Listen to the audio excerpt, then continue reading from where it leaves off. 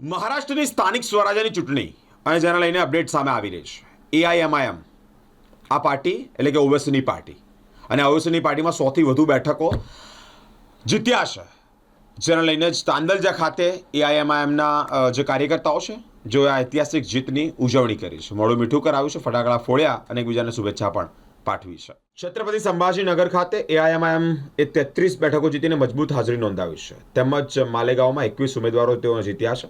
તે ઉપરાંત સોલાપુર, ધુલે, નાંદેડમાં 8 બેઠકો, અમરાવતીમાં 11, થાણેમાં 5, નાગપુરમાં 4 તેમજ ચંદ્રપુરમાં 1 બેઠક એઆઈએમઆઈએમના ઉમેદવારો વિજયી થયા છે। ઐતિહાસિક પ્રદર્શન લઈને વડોદરાના તાંદલજા વિસ્તારમાં એઆઈએમઆઈએમના કાર્યકર્તાઓ દ્વારા ફટાકડા ફોડી અને મીઠાઈ વેચવામાં આવી છે અને ઉજવણી કરવામાં આવી છે। કાર્યકર્તાઓએ પાર્ટીના આ વિજયને લોકશાહી માટે સકારાત્મક સંદેશ ગણાવ્યો છે। વધુમાં આવનાર સમયમાં વડોદરા મહાનગરપાલિકાની ચૂંટણીને ધ્યાનમાં રાખીને એઆઈએમઆઈએમ પક્ષ દ્વારા વડોદરાના વિવિધ શહેરોમાં ઉમેદવારો ઉતારવાના સંકેત પણ મળી રહ્યા છે।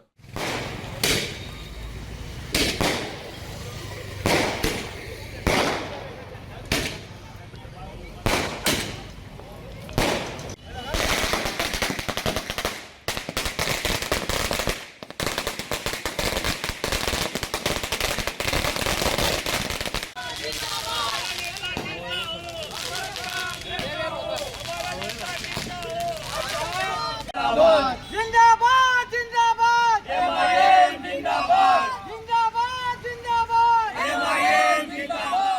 બિસ્મિલ્લાહિર્રહમાનિર્રહીમ।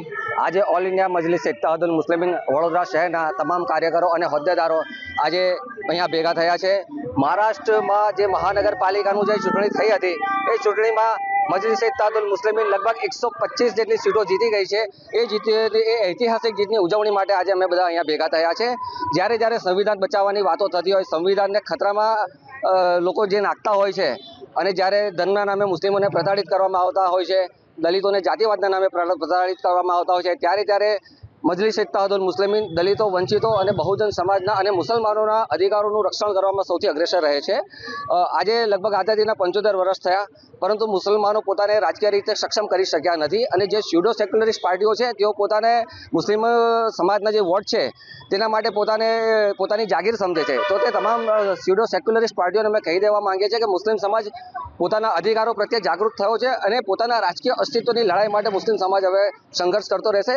દલિતો, વંચિત અને બહુજન સમાજના લોકો પણ અમારી સાથે છે અને તેઓ લોકો પણ જાણે છે કે અમે જો સંવિધાનને બચાવીશું તો જ લોકશાહી બચશે, લોકશાહી બચશે તો જ દલિતો, વંચિતો, બહુજન સમાજના અને મુસ્લિમ સમાજના જે અધિકારો છે તે બચશે। એટલે આજે બધા જ લોકો ભેગા થયા છે, બધા લોકોનું સમર્થન, નૈતિક અને સૈદ્ધાંતિક સમર્થન અમને પ્રાપ્ત છે। વડોદરામાં કેટલી સીટો પર લડશે?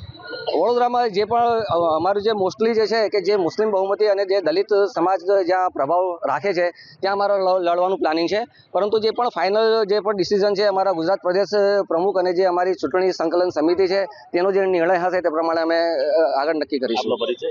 શેખ ઇમરાન, વડોદરા શહેર પ્રમુખ, એઆઈએમઆઈએમ। આજે 16 તારીખે જે રિઝલ્ટ આવ્યું હતું જેના લીધે મહારાષ્ટ્રમાં 125 seat all India Majlis Ittehadul Muslimeen win થઈને આવી છે, એની ખુશીમાં આજે અમે સેલિબ્રેશન રાખેલો, ફટાકડા ફોડ્યા અને એકબીજાને મીઠાઈ ખવડાવી ને બહુ ખુશી મળી ને લોકો આ જે કહે છે કે આ એક મુસ્લિમ પાર્ટી છે, આ વિચાર તમે દિમાગથી નિકાલ લેવું, કેમ કે 125 સીટમાં નોન મુસ્લિમ બી છે, એવું કંઈ છે નહીં કે ખાલી આ મુસ્લિમની પાર્ટી છે તો આમાં મુસ્લિમ જ લડે છે।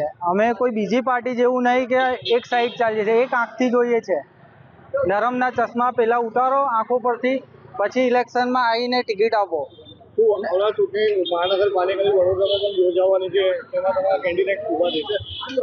હા, વિચારધારા ચાલી રહી છે કે સાબિરભાઈ કાબલીવાળા જોડે જે અમારા ગુજરાત પ્રમુખ છે એમની જોડે વાતચીત ચાલી રહી છે। ઇન્શાઅલ્લાહ જે બી એ ડિસ્કસ થશે એને અમે માન્ય રાખીશું ને વિચારધારા એવી છે કે વડોદરાના અંદર ઓછામાં ઓછા 4 થી 5 વોર્ડમાં અમે લડીશું। મુસ્લિમ બહુમૂલ્ય જે વિસ્તાર જે મુસ્લિમ બહુમૂલ્ય જે વિસ્તાર છે એ બી અને જે આરએસપી છે, જે બી છે, ભીમ આર્મી છે, હા, તમામ સભ્યને લઈને જોઈન્ટ થઈને અમે પાર્ટી લડીશું।